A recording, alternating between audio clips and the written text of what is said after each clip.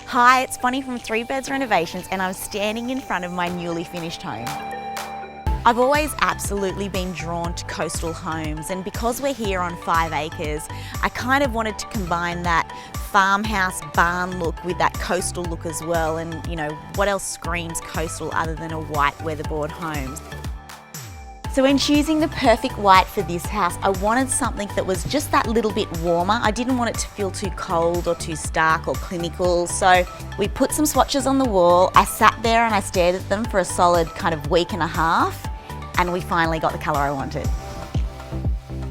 To achieve that coastal look, I knew that Snowy Mountain Quarter by Dulux was perfect for this home. That mixed with the cladding, it kind of gave me that really beautiful, relaxed vibe I was hoping for. I really wanted something that was going to stand the test of time, so we went with Dulux Weathersheild.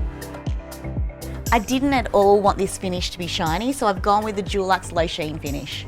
Mix it in with some palms, a frangipani, some rattan, and an umbrella, and you really complete that look. I'm absolutely in love with the exterior of my home, and it's everything I dreamed of. If you'd like to learn more about exterior colour schemes, head on over to the Dulux website.